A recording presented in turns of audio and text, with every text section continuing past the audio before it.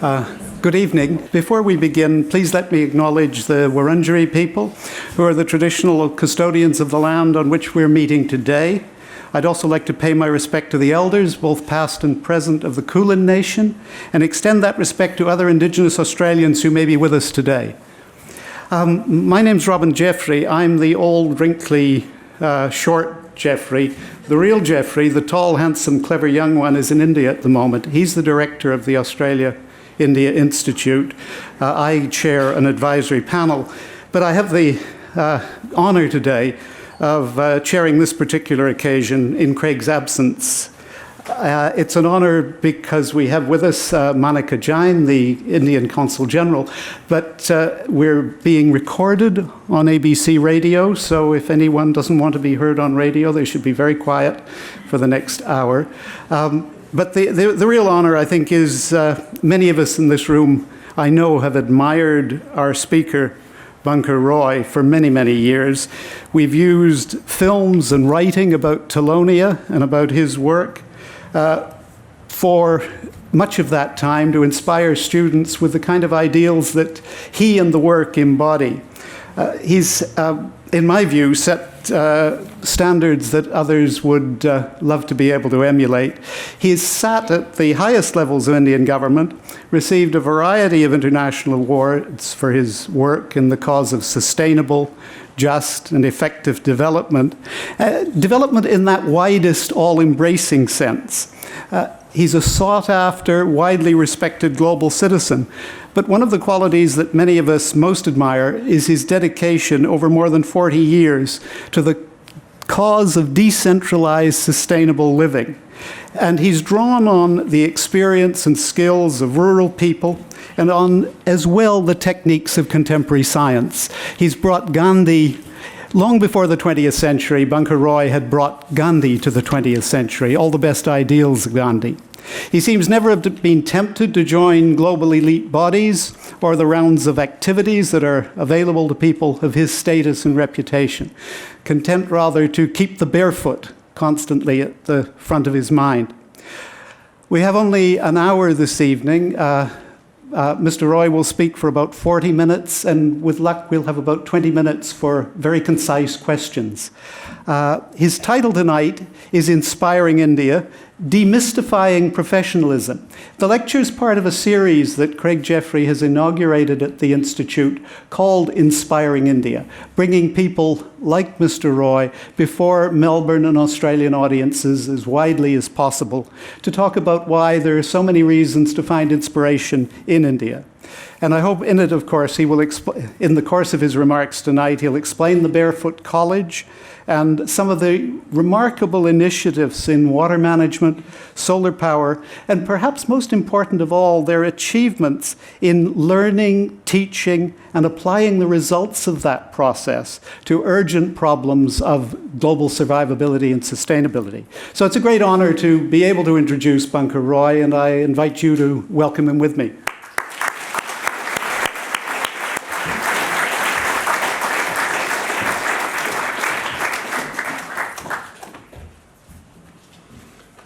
Ladies and gentlemen, I'm glad you didn't introduce me completely, but I was the Indian national squash champion. 1967, 1971. And I played all the Australian greats. Everyone over 60 would remember Jeff Hunt and Ken Hisco and Dick Carter, and I survived, but in 1971 we actually beat Pakistan, which was good.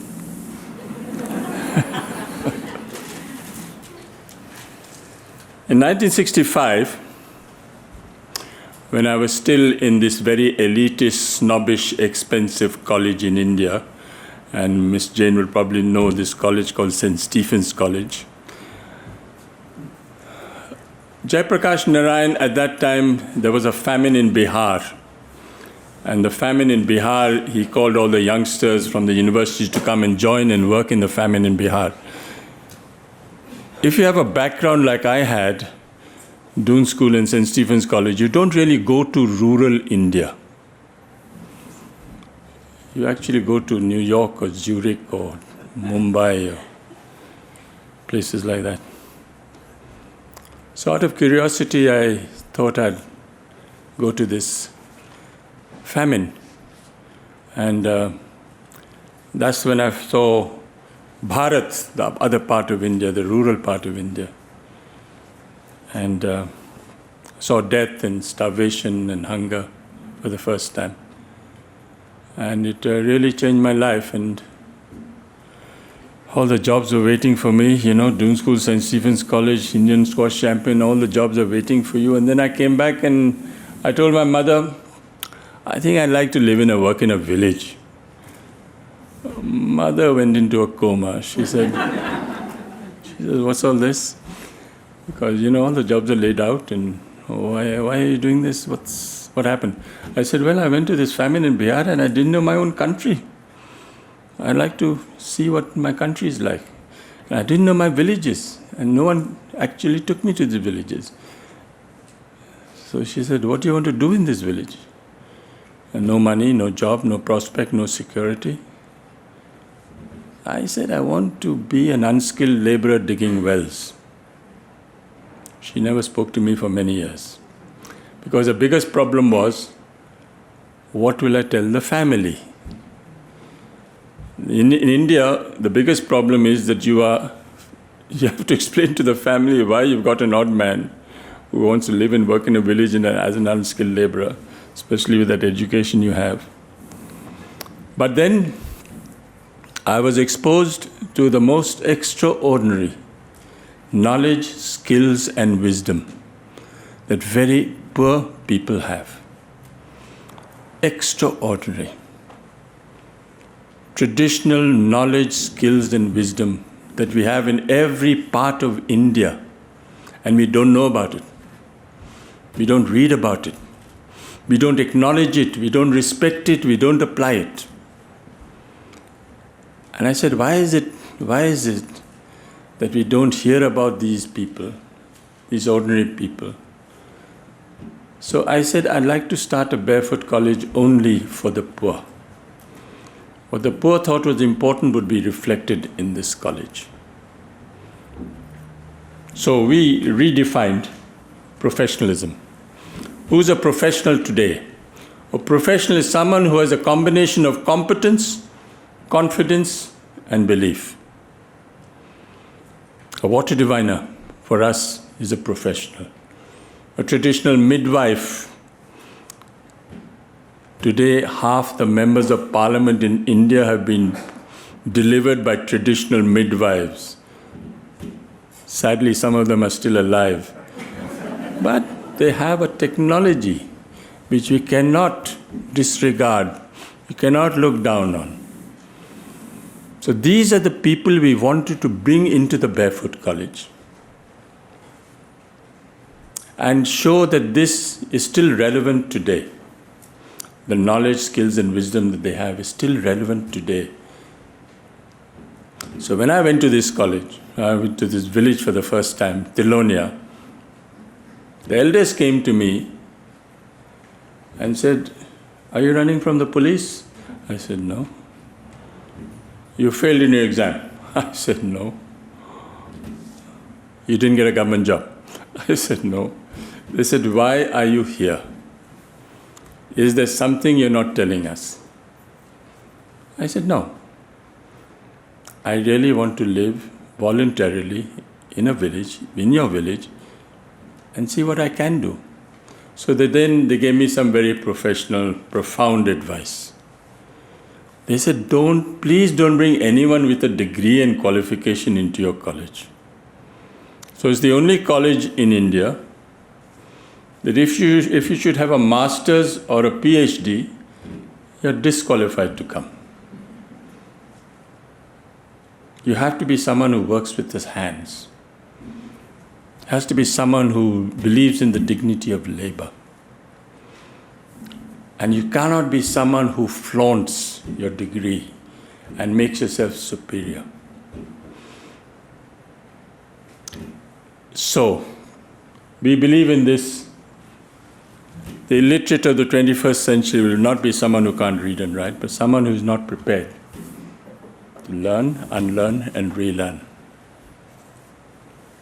Where is it written that just because you can't read and write, you cannot become an engineer, you cannot become an architect, you cannot become a designer, a communicator, a health worker? Why have we got this problem with our mindset that just because someone can't read and write, we penalize them, we look down on them, and the final insult is we call them uneducated. Just because you can't read and write, you call them uneducated? It's an insult, because this person knows much more about the farm, about the weather, about the soil, about the sky, about the solar, than anyone I know. It's just a question of being humble and listening to these people. So when we said that, they said, prove it, what you're saying. So the Barefoot College was built in 1986 by someone who still can't read and write today. At $1.50 a square foot, the Barefoot College was done in 3 years.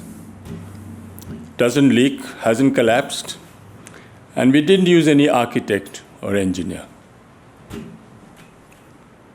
It's the only college which is fully solar energized in India. All the power for the college comes from the sun. But the person who actually did this was a Hindu priest who's done 8 years of primary schooling. He knows more about solar energy than anyone I know anywhere in the world. It just happens that he's done only primary school teaching. So, for the next 25 years, we have no problem with power. We have a telephone exchange in the Barefoot College,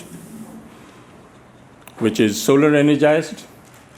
And we have internet, Wi-Fi, optical fiber cable, faster than Delhi. We have a community radio station, all run by women, and we reach 50,000 people 24/7 with vital social messages today. We have a solar-operated ATM machine, and we have an outlet for 400 artisans, where 400 artisans make items that we actually help them design and we sell. And they're all paid by check. So in case they don't know how to read and write, they have to learn how to read and write if they want to take money out from the bank. Sometimes they don't want to take money out from the bank because they want to leave it there so that the husbands don't drink it away. So they keep the money there, no problem. And we look after the culture of Rajasthan is very important. So we have lok utsavs. That means we bring all these singers, dancers together for 3 or 4 days, and they perform. And we keep about 4,000 hours of music alive. We have our forestry and nursery, where we only keep traditional varieties which are almost dying out. So we kind of preserve them and make sure that they're still alive. We have a dentist, illiterate, looking after the teeth of 7,000 children. She went and got very, very overexcited and said, in 6 months I can do a root canal. I said, no, hold it. You can't do a root canal. You just have to look after kids, look after their teeth, see that they're simple things like that. But it's a solar-operated dentist chair, and we have acupuncture. And if you ever come to the Barefoot College, you will get solar-cooked food by women who have actually designed this solar cooker. Very sophisticated solar cooker which moves with the sun. And we also have a barefoot pathologist. And this is the Barefoot College staff. We believe in the transfer of technology, demystifying and decentralizing technology right down to the very poor. And the most sophisticated technology these people can handle, you won't believe it, how sophisticated technology they handle. And so when it comes to hand pump repair, when it comes to rainwater harvesting, all these women are involved. That's 300 years old. In Rajasthan, it is still being used today. If you ask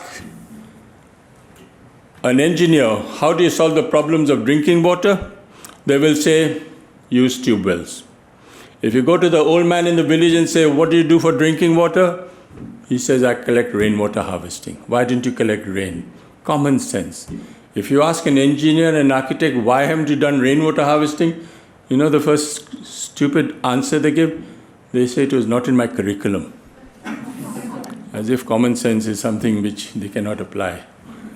So, rainwater harvesting, we said, if the people can do it, why don't we? So we converted that people's technology and collect rainwater harvesting, collect rainwater in schools. So over 1,200 schools we cover, collecting rainwater from the roof, and 6 months of the year in Rajasthan, they have access to safe, portable drinking water.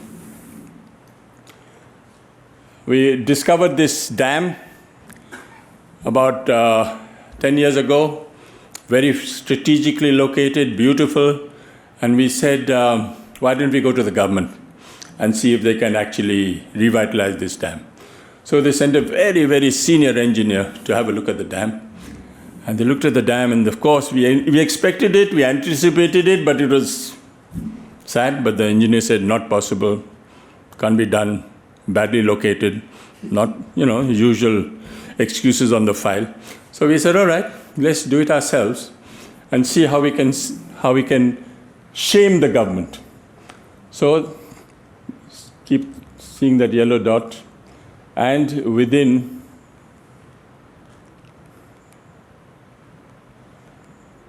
$14 months, we collected 20 million liters of rainwater, using local labor, local materials, local technology, and today over 20 villages and 100,000 people are benefiting from this because the water is going into the ground and revitalizing hand pumps which are dry, wells which are dry, simple technology of water percolation into the ground. Today, over 60, 70 hand pumps within a radius of 10 kilometers have got water because of that strategically placed dam. And it only cost 25,000 pounds, which is the cost of 4 hand pumps that you get engineers to bore. So what is the point we are making? Listen to what the people have to say. Utilize the technology that they have. And this is totally Gandhian, bottom up. How do you demystify and decentralize technology right down to the hands of very poor people? In 1975, we started the night schools of Tilonia because 60% of the children don't go to school in the morning because they're looking after domestic chores, finding water, finding wood. So we started night schools only for the children at night. 1975, they were all kerosene lamps. Today, all of them have solar lanterns, and all of them, 7,000 children come to these 200 night schools. But the beauty is that every 3 years we have an election. Boys and girls between 6 and 14 elect a prime minister. The prime minister today is 14 years old. She has a cabinet. She administers, supervises 200 schools. Her cabinet is very strong. We have a cabinet meeting every month to administer the school. Teacher doesn't come in time. Teacher beats a child, misuses a solar lantern, doesn't know how to use the teaching aids. The Prime Minister writes to me and said, look, please discipline this teacher. And the teacher is disciplined. So Prime Minister writing to me is a very serious letter that we have to respond to. That's her cabinet. And they actually supervise and administer schools. Because all the children, most of the 70% of the children who come to the night schools are girls, all the prime ministers are girls. Much to the regret of the boys who have to settle to be leader of the opposition or speaker of the house. but they can't be Prime Minister.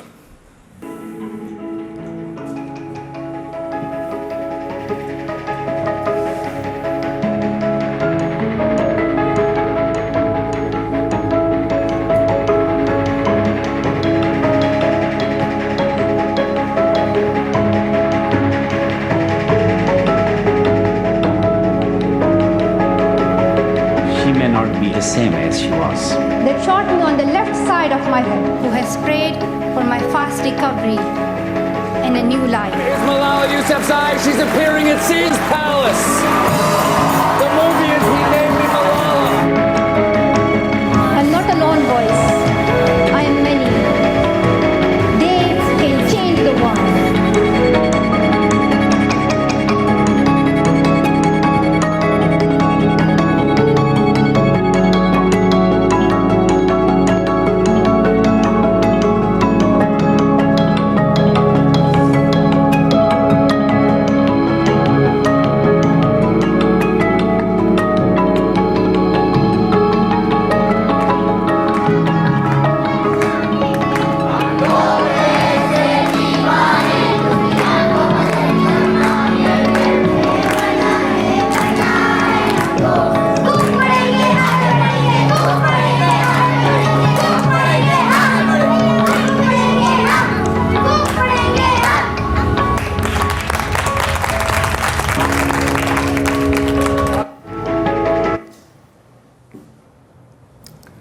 So 5 years ago, the Prime Minister went to get the World's Children's Prize from the Queen of Sweden. That's on her left, on the Queen's left. And she just couldn't believe that this girl who had never been outside her village in her life had so much confidence. And she turned to me and said, "Can you find out where this girl got her confidence from? She's 14 years old, never been outside her village, and she's behaving as if she's been in Sweden all her life." So I asked her, I said, "Where did you get your confidence from?" So the girl turned to the Queen and looked at her straight in the eye and says, "Please tell her I'm the Prime Minister."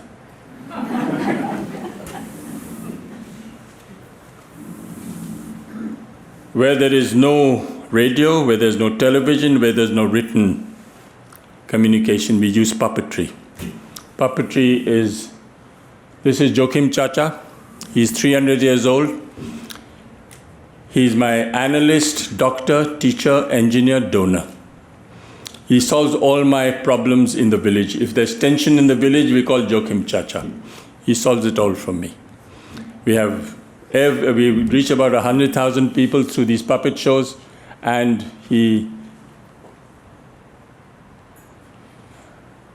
all these puppets are made out of recycled World Bank reports.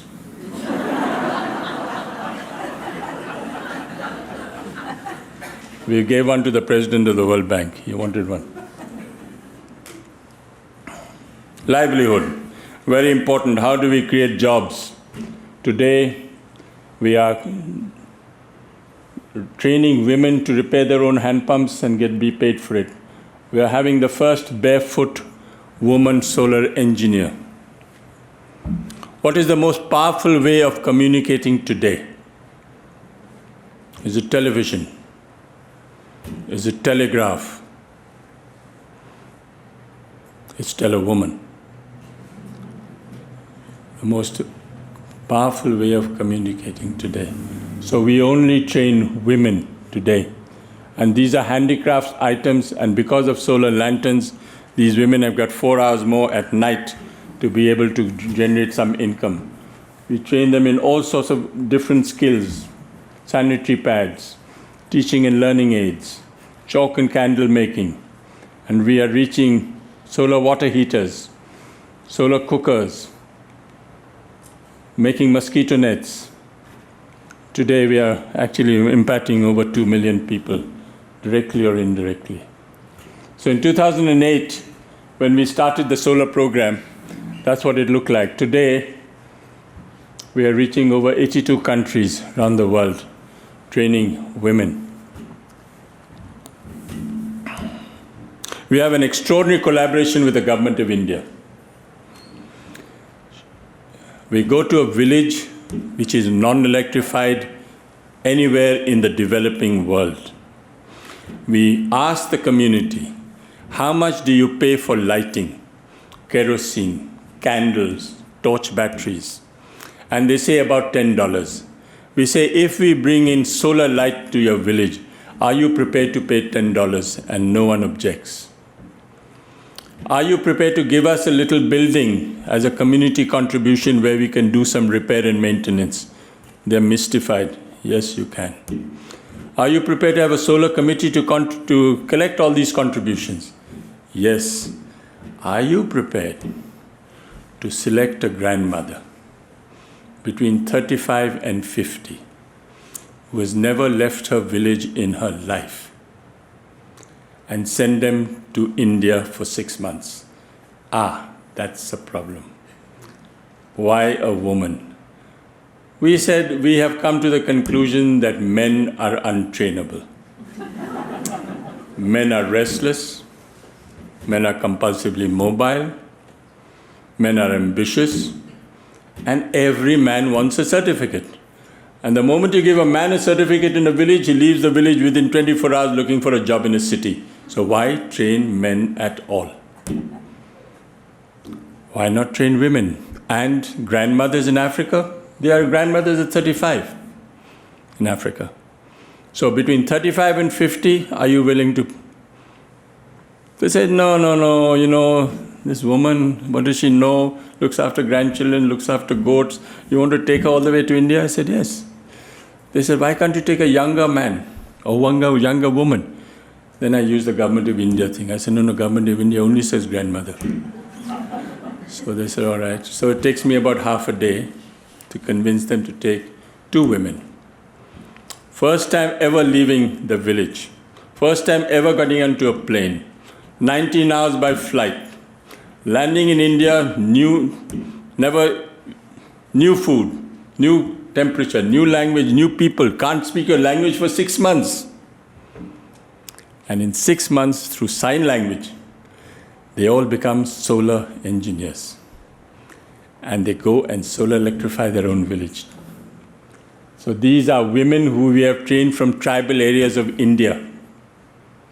And today there are over 200 women who've been trained from 13 states. And we said, if you can do this in India, why not abroad? We went to Ladakh and we asked this woman, what's the advantage of solar that you have got? And she thought for a moment and said, it's the first time I can see my husband's face in winter. Can you imagine? Only a candlelight at -40 outside in Ladakh for 6 months. It's changed her whole life, just solar light. So after doing solar in about 13 states of India, we said we'll go to Africa. And in Africa, between 2004 2015, in 36 countries around, this is the light that they have in Africa. Unacceptable, totally. So today, we are in 36 countries in Africa. All the grandmothers sitting together at one table, going chatter, but not understanding a word. Because they all speak Jola or French or Spanish. But the body language is great. And they all love it.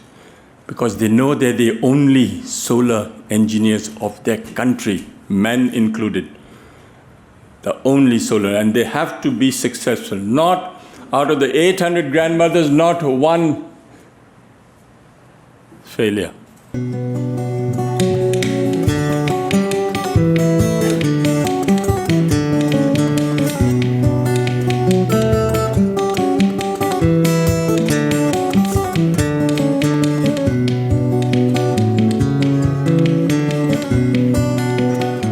This is a true story about ordinary heroes.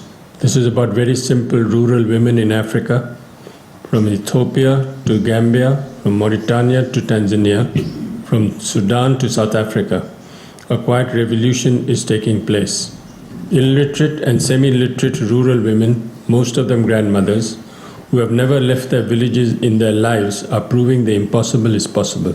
By their hands-on approach, they are baffling high-powered engineers, universities, donors, development planners, and paper-qualified experts. by demonstrating incredible sophisticated technology skills and exposing the fundamental inadequacies of the rigid theoretical formal educational system. Without using the written or spoken word, they have come to India to be trained in 6 months to be solar engineers through the use of the sight and sound, unlike the universities and other urban-based training courses that are all theory and no practice. It is not surprising these women know more about practical installation, fabrication, repair and maintenance than any paper-qualified certified solar engineer in any university or engineering college in Africa or India after 5 years.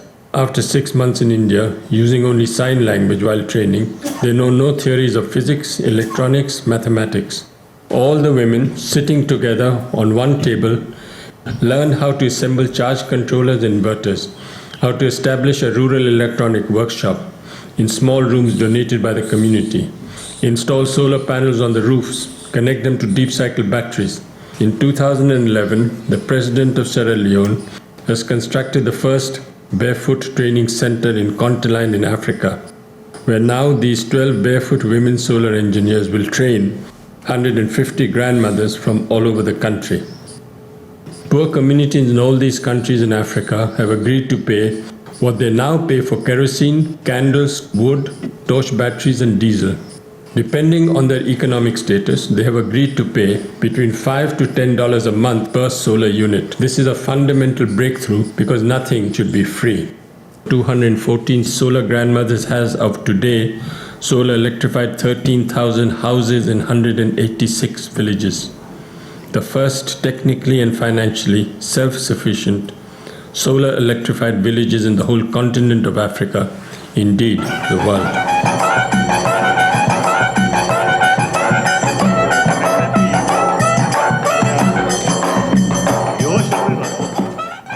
On a rare visit to the Barefoot College, when he also spent the night, His Holiness the Dalai Lama blessed the women solar engineers on the 13th of February 2011. That's secret. So those illiterate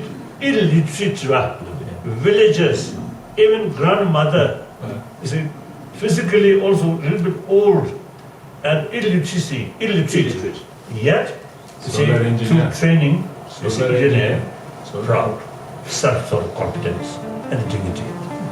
Wonderful. By 2013, by including Liberia, South Africa, Southern Sudan, Zimbabwe, Burundi, Zanzibar, almost all the countries in the continent of Africa will have been covered, saving 1.5 million liters of kerosene from polluting the environment and thousands of tons of wood from being cut, depleting the already fragile forest.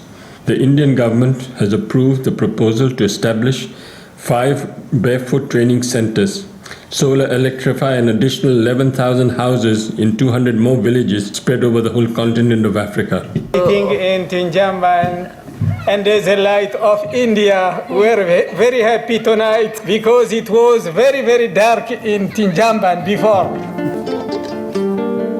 There is no question. The barefoot approach is here to stay. What Mahatma Gandhi said comes to mind. First they ignore you, then they laugh at you, then they fight you, and then you win.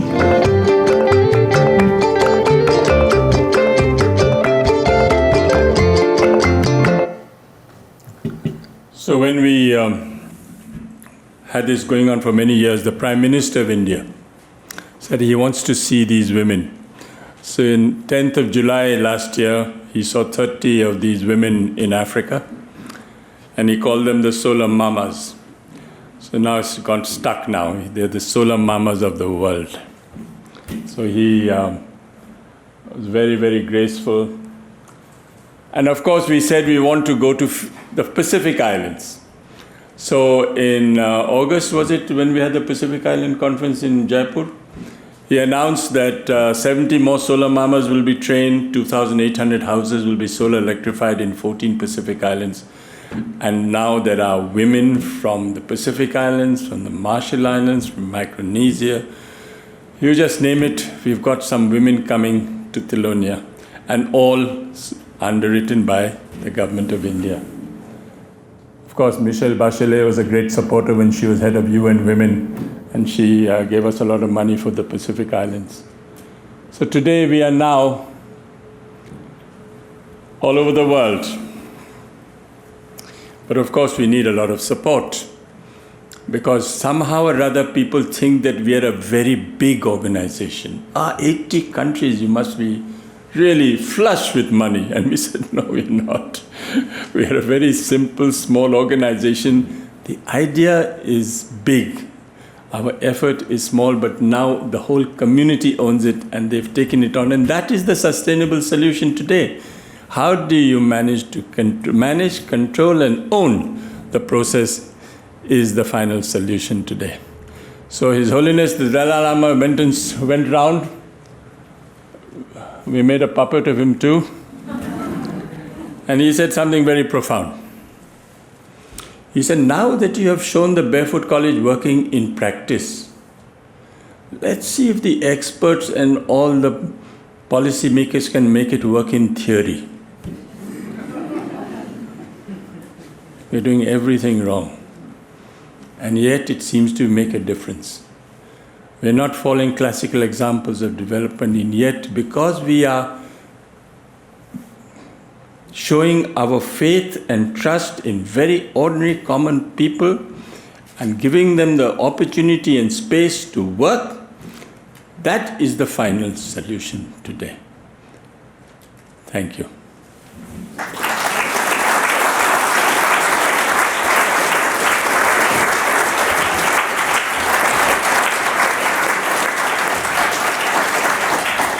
Happy with questions? Yeah. We've got about 15 minutes, and I think we'll probably take 3 questions and then let Mr. Roy respond to those, and then another batch of 3. But who would like to begin? At the very back, the lady there? Or sorry, no, only saw the gray hair, sorry. That's fine. Yes, Mr. Bunker, thank you for the... When you do ask, because it's being recorded for various broadcast purposes, please stand up, please say your name. Yeah, I'm Hans Baer, an anthropologist here at the university, actually in the Development Studies program. And what you're doing is very admirable. But at the macro level, India has embraced neoliberalism in many ways. And so now what you have is this growing gap in India, and a growing number of billionaires. So where do you see that?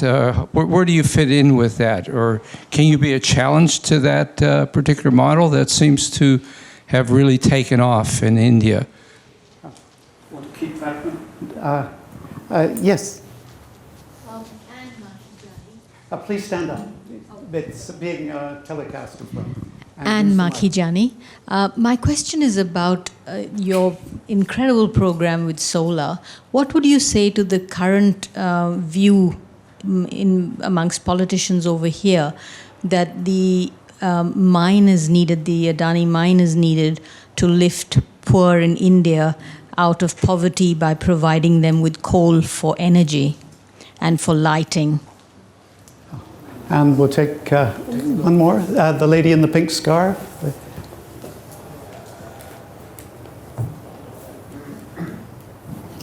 Thank you very much. I was in Tilonia in 1976, so it's good to see you at the coalface still. I have a question regarding the government, and we did see Prime Minister Modi in Africa. What has been the greatest change that you've seen in the government attitude towards the Barefoot College and the civil society? And has civil society influenced Indian democracy? Thank you. Unfortunately, we have forgotten the message that Mahatma Gandhi gave us during independence. How do we develop the capacity and competence of very poor people at the bottom of the pyramid? And how do we improve the quality of life by having a decentralized process in which they are strengthened, they have the power to be able to take their own decisions, and we have forgotten that. Unfortunately, also because we haven't been able to give enough respect to the communities and villages around India, you have this large migration taking place into the cities. And our job in the Barefoot College is to make sure that if we can improve the quality of life of villages, people, there'll be reverse migration and they will come back to the communities. Because no one in their right mind would like to stay in the slums of Mumbai and Delhi. The biggest problem is that they're ashamed to go back because they feel everyone will say, what have you done? You're not successful. You went all the way there. You wasted your time. So they are ashamed to go back. How do we develop that self-respect and self-esteem in them to say that going and living in a village is not a punishment? In the bureaucracy today, if you go to a village, it's called a punishment post. How do we change the mindset of people that this is happening? The gap is definitely widening. I went for 5 years to the World Economic Forum in Davos. And all the people, billionaires, coming to Davos, saw me. They were in school and college with me, for God's sake, 30, 40 years ago, and they're all billionaires now. And they look at me and said, what are you doing here? I said, I'm sorry, I was invited by Klaus Schwab. Klaus Schwab invited you? How does he know you? I said, I don't know how he knows me, but actually he invited me to here. And the second stupid question these billionaires asked, did you pay for it? I said, no, I didn't pay for it. You came in free? I said, yes, I came in free. And I had to pay 700,000 Swiss francs to come here for 4 days. How did you... Look at their mindset. These people can only think of these things when there is a global movement on CSR, corporate social responsibility. Not one of them who was in school and college when he came up to me and said, Bunker, let's do something together, because that is the mood today. Not one. So we have a big problem with the billionaires in India today. If the billionaires were actually self-conscious and they were human, we wouldn't have to go and get money from abroad. They have enough money in this country, but they don't have it in them. Sorry to say, they may have been to the best school and college in the world, but they don't have the compassion, they don't have the tolerance, they don't have the patience. And that is our problem in India today. I believe that you have the problem in the solution in India is to decentralize. Go right down to the household level.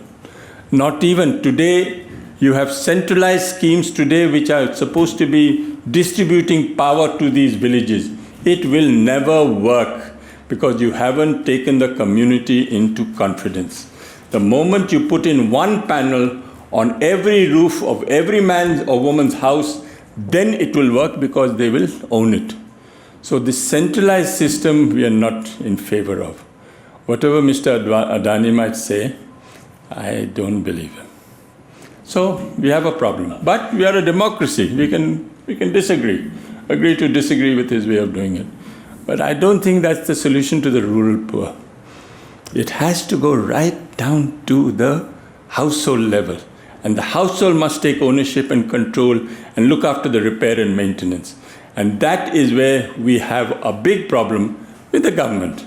Because the government looks at centralized schemes, big schemes. And we are saying go decentralize, go small, go little, go to the most inaccessible villages. Today it is costing the government $100,000 a kilometer just to take conventional power into a village. Unacceptable today, can't be done. And yet at the end of the day you might have power cuts. So why don't you go and decentralize today? I have had extraordinary cooperation from the government of India. Since 2008, they have given over $150,000 every year to train 80 grandmothers, solar mamas from all over the world. I've never had a problem.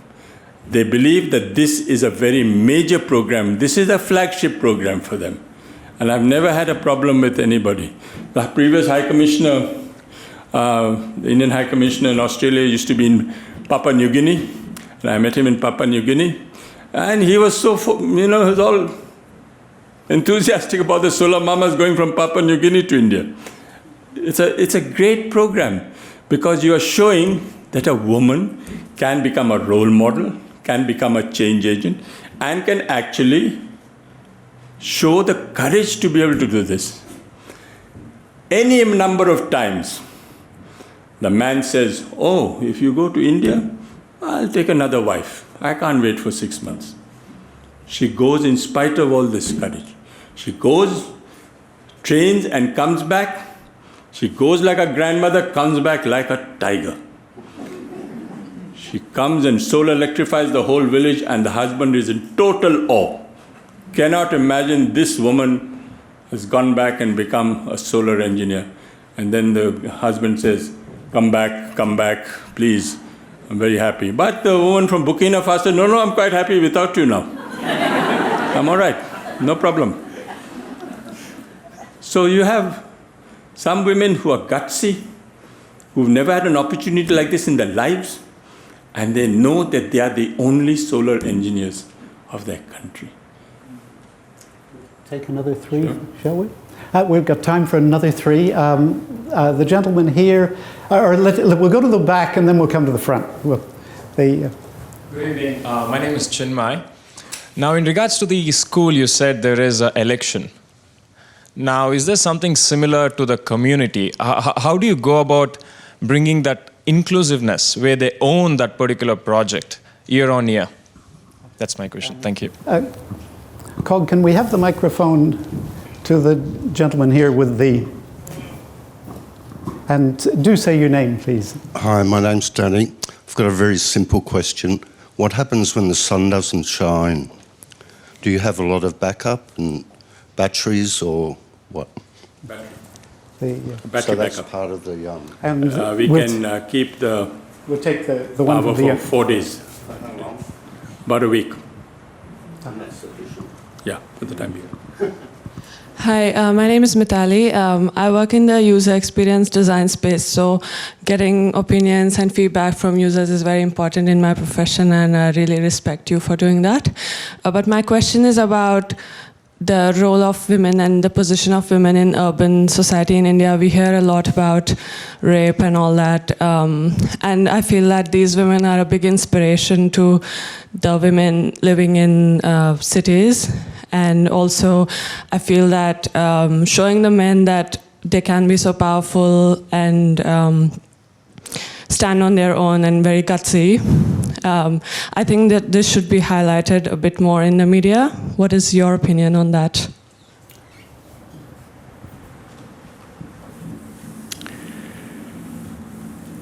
You can't have an urban solution to a rural problem. You have to have a rural solution to a rural problem. And there are rural solutions to a rural problem, and we haven't even identified and respected and applied that on a large scale. I think there are role models today in villages for very young people, young girls for the first time, and it needs to be publicized. Yes, we are sometimes over-publicized, the Barefoot model. I don't know if you've read about. I think we're sometimes over-publicized about what we are doing.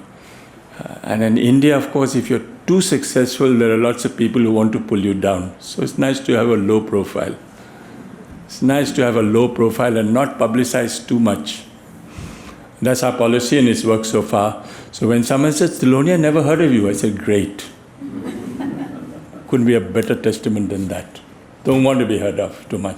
But if anyone wants to know, they find out. Lots. I have a great advantage because most of the secretaries to the government of India and the secretaries in the Ministry of Foreign Affairs and in the Ministry of Government of India were all probationers when they came to Tilonia, 1975, 78. So I have an advantage because I can walk in and explain my position a bit better than others. Night schools. The biggest problem of education today is that they are not relevant enough. We are teaching them something about the country rather than teaching them something about their own village. So we have a curriculum which is teaching them more about their institutions, about their own village level institutions. And we believe in the night school that everyone is a teacher. It's not the job of a teacher only to teach. Even an artisan, a weaver, a traditional midwife is a teacher. And they have to come to the schools and talk about their skills, because this is how you broaden the horizon of some of these kids who think that only a modern education is required. Actually, they have to know more about their own village, which they don't know more about. And the night school is one way of doing that for us. Not enough, but it's a way forward. And now they're all going digital. Most of our night schools are now digital night schools. They're teaching them on iPads, beyond my comprehension, but I think this is the sign of the times. Our floor director says we can take 2 more questions, and he's got one Did I there. answer them all? Was there one in which I hadn't? The other question was the batteries. batteries, the backup. And we'll take that one, and 1, 2, and 3. Please, please stand up. Yes. Oops, sorry. Hello, my name's Sai Gorman. My question, firstly, thank you so much. Very inspired. My question is more of a proposal, an imaginary proposal. We have a fairly backwards government with regards to funding clean energy here, but there was something that happened recently in Adelaide where they lost a lot of power, and they're in talks with Elon Musk around creating large solar battery farms in Adelaide. It's still in discussion, but I would love to see you and Elon Musk do a project with Central Australian Aboriginal communities. Have you in any way thought, forgive me if I'm unaware of any work that you have done with Australian Aboriginal communities, because we have such a wealth of amazing traditional cultural knowledge here that is so underutilised. But yeah, that's it, yeah. Next one. Yeah, hi. My name is Kiran. I would be keen to know about the industry integration in this project, because some of this is coming as solar circuits and things like that. So is there an industry component to this as well, this project? And Cog, could you please bring the microphone up to the front?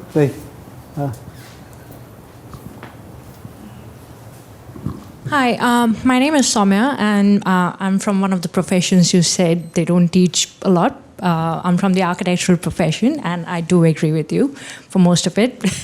But my question is, with all these young girls who are coming to your school, what's their background like with the child marriages that Rajasthan is infamous for?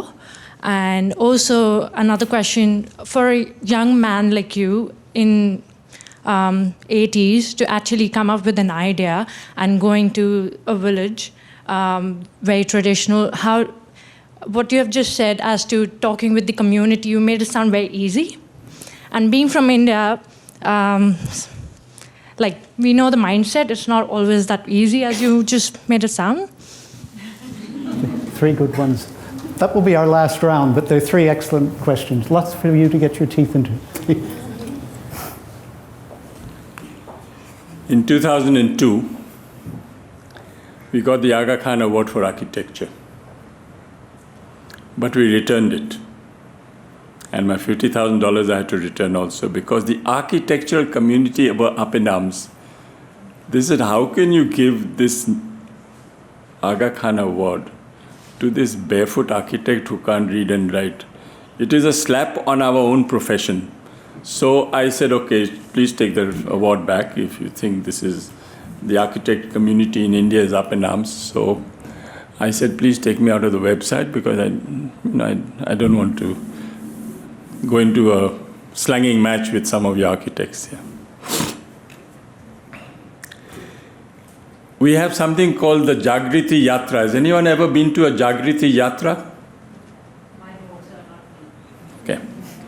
It's an amazing journey of about 1 month, where youngsters, from about 400 youngsters, get onto a train and they go all over India, showing these youngsters that there is an alternative possible. There is some hope in this country. It's not all grim and bad and doom and gloom. So all these youngsters come and they finally, before they go back to Bombay, land up in Tilonia. So these 400 people, I asked them one question. And please tell me if I'm right. Are your biggest problems your parents? And 99% raised their hands. There's something wrong with our educational system that you don't allow your son and daughter to think independently and to do what they want. Today we have 12 State Bank of India fellows with us in the college, and all of them have problems with their parents. Why is that? They're supposedly gone to the best school and college, and yet the parents are bringing them down. Hassles about marriage, hassles about good jobs. What are you doing in the middle of a village, in the middle of nowhere? And they're all ringing me up and says, what have you done to my daughter? He's sleeping on the floor. All these outrageous things we learn from so-called decent parents. I have a big problem with the parents. What do we do? How do we re-educate the parents to say, let the son think and do, or the daughter think and do what they want?